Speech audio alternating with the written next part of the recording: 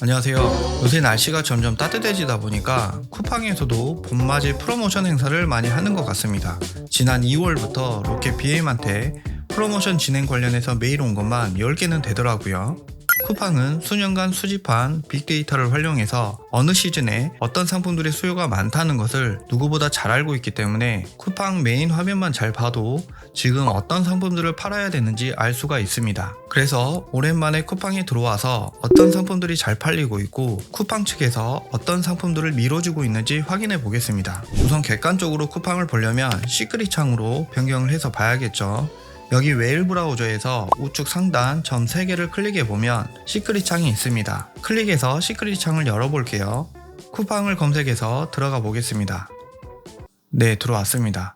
여기 메인 화면에 보이는 이런 상품들은 휴대폰에서 어떻게 보일지는 몰라도 상당히 비싼 광고비를 내고 구자를 따낸 건데 아마 1000만원 이상은 할 겁니다. 저도 제 주력 카테고리에 고정 광고 구자를 운영해 본 적이 있는데 이 정도 메인은 아니었는데도 불구하고 300만원 정도 냈었거든요. 자, 아무튼 보니까 제가 주방용품을 클릭해서 바로 주방용품 카테고리가 맨 위에 올라와 있네요. 그 다음은 여성 패션, 남성 패션, 식품, 가구, 홈 인테리어 이런 순인데 사실 쿠팡에서 패션보다는 생활용품이 가장 잘 팔리는 카테고리임에도 불구하고 패션이 상위에 배치되어 있는 거 보면 쿠팡에서 패션을 많이 밀어주는 느낌이긴 합니다. 제 주력 카테고리가 패션 잡화이기 때문에 여기 메인에 어떤 류의 상품들을 띄워주는지 한번 봐볼게요. 봄 아우터, 티셔츠, 원피스, 단화, 언더웨어, 백팩 이런 게 나오고 남자 패션은 바람막이, 데일리백, 티셔츠, 스포츠웨어, 단화, 맨투맨 이런 게 나오네요. 맨투맨을 장식하는 화면이 3개나 되는 걸로 봐서는 맨투맨이 지금 시기에 엄청나게 팔리는 것 같습니다. 판다랭크에서 한번 확인해 보겠습니다. 판다랭크 들어와서 검색량을 보니까 오늘이 3월 19일인데 완전 지금이 피크인 것 같습니다. 지금이 가장 최고점을 찍고 한 달만 지나도 검색량이 절반으로 떨어지네요. 네, 다시 쿠팡으로 돌아와서 여기 남성 패션 밑에 핫 키워드에서 카드 지갑이라는 키워드가 눈에 띄네요. 그렇다면 바로 판다랭크에서 카드 지갑 검색해 볼게요. 카드 지갑은 시즌 상품이 아니라 거의 상시 제품이네요. 검색량은 특이하게 1, 2월 달에 높긴 한데 여기 밑에 보면 가장 많이 팔린 날은 5월 달이라고 나오고 있습니다. 그렇다면 쿠팡에서 카드 지갑을 검색해 보겠습니다. 상위 상품들의 후기 개수를 보니까 좋은 시장인 것 같습니다. 우선 쿠팡 랭킹 순에서 밑으로 내려서 베스트셀러 상품들을 보면 여기 바디공식, 이 브랜드는 거의 안 파는 상품이 없는 것 같아요. 바디공식이라는 브랜드는 보호대 상품 쪽에서 본 브랜드인데 카드 지갑까지 판매하고 있네요. 수요가 좋은 상품들은 다 취급하는 것 같습니다. 클릭해서 상품을 한번 봐볼게요. 가격은 생각보다 비싸네요. 19,800원. 상세 페이지 보면 깔끔하게 잘 만들었고 우리나라 지폐가 보이는 걸로 봐서는 사진 촬영을 직접 했겠죠.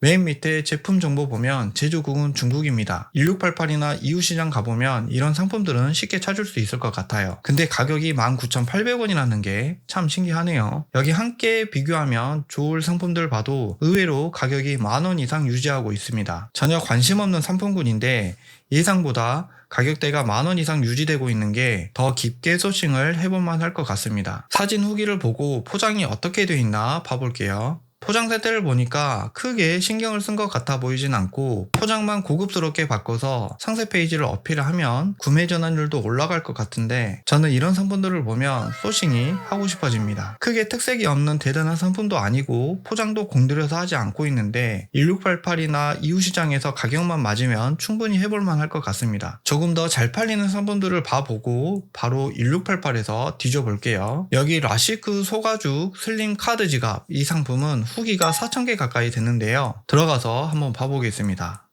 네, 상세 페이지가 조금 당황스럽네요. 이런 수준인데 후기가 이렇게 많은 거는 아마 이 상품이 쿠팡에서 판매된 지 몇 년은 되지 않았을까 싶습니다. 이 상품이 언제부터 판매되었는지 확인하는 방법은 여기 상품 문의를 클릭해서 들어가 보면 첫 문의글이 언제 달렸는지 확인해 보면 바로 답이 나옵니다. 네, 제 예상대로 2020년부터 판매가 되었네요. 거의 4년 전부터 판매가 되고 있는 상품인데 최근 후기가 얼마나 있는지 보겠습니다. 후기가 달리는 추세를 보니까 엄청 폭발적으로 판매되는 것 같진 않고 꾸준하게 하루에 50개 정도는 판매되는 느낌입니다. 아까 판다랭크에서 카드 지갑이 가장 많이 팔린 달이 5월달이라고 했으니까 후기를 과거로 넘겨서 5월까지 볼 수 있나 뒤로 가보겠습니다. 2023년 5월까지 왔고 4월 말부터 후기가 어떻게 쌓여가는지 한번 봐볼게요. 대충 봐도 후기가 안 달린 날이 없이 꾸준하게 달린 걸로 봐서는 완전 스테디한 상품이긴 합니다. 이런 상품이 거의 온라인 월세 받는 상품인 거죠. 그러면 이런 상품들이 1688에서 얼마에 소싱할 수 있는지 봐보겠습니다. 1688에 들어와서 웨일 브라우저 우측에 보면 바로 파파고를 이용할 수가 있죠. 파파고에서 카드 지갑이라고 번역을 해서 검색을 해보면 좋은 상품들이 많이 나오네요. 아까 봤던 바디 공식이랑 라시크, 카드 지갑 같은 베이직한 형태를 찾아보겠습니다. 여러분도 소싱을 할 때는 호불호가 없는 가장 베이직한 형태를 고르는 게 중요합니다. 개인적인 취향으로 소싱을 하면 언젠가는 후회를 하더라고요. 여기 1688에서 검색을 했을 때 보이는 상품들 중에 가장 기본 디자인을 골라보겠습니다. 이 상품을 들어가서 정확한 가격을 확인해 보면 10.5위안이네요. 번역을 해보니까 소가죽이라고 나와 있긴 해요.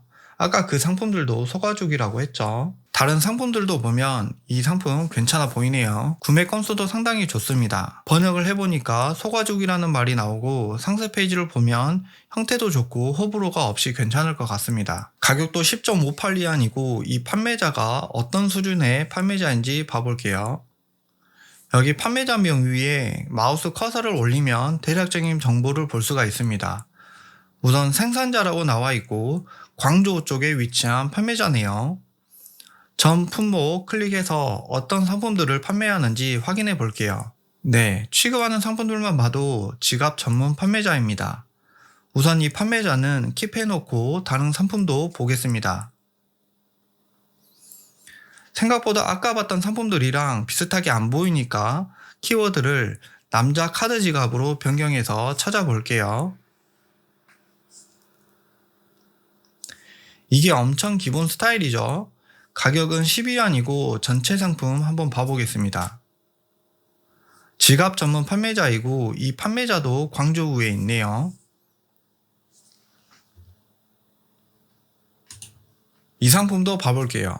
가격도 나쁘지 않고 판매량도 좋은 상품입니다. 아까 봤던 상품들이랑 가죽 형태가 조금 다른 것 같아요.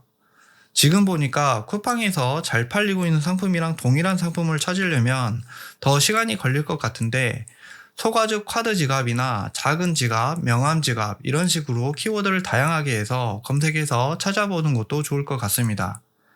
다양한 방법으로 아주 깊게 1688을 뒤져본 다음에 아까 처음에 찾았던 10.58위안 상품 수준의 상품을 한 5개 종류를 찾아가지고 샘플을 주문해서 실제 품질이나 마감 상태, 포장 상태 등을 비교해보면 이 상품을 판매할지 말지에 대한 답이 나올 것 같습니다. 이런 종류는 아마 EU 시장에서 직접 만져보고 판매자랑 얘기해보면 금방 소싱할 수 있는 상품입니다. 이런 상품들을 10위안에 소싱했을 때 마진을 계산해보면 중국 가격 10위안을 입력하고 내가 판매할 가격을 쿠팡 상품들보다 조금 더 싸게 책정을 해서 16,000원이라고 입력을 하면 수익률이 210%고 배송비, 수수료, 부가세 다 떼고 6,600원이 남는 거라서 마진도 괜찮습니다. 우리가 사입을 위해서 소싱을 할 때 소싱 프로그램 같은 걸 돌려가지고 뚝딱 상품이 찾아지는 게 아니에요. 사입은 구매 대행이랑은 다르게 종합적으로 판단을 해야 돼요. 구매 대행이나 위탁 판매처럼 소싱해서 상품 등록해놓고 안 팔려도 그만인 게 아닙니다. 많은 분들이 구매 대행 소싱할 때처럼 명확한 기준을 알고 싶어 하는데 그렇게 단순하게 판단할 문제는 아니라는 거 명심해 주시고요. 오늘 영상은 여기에서 마무리하는 걸로 하겠습니다. 다음에도 도움되는 영상으로 찾아뵙겠습니다. 감사합니다.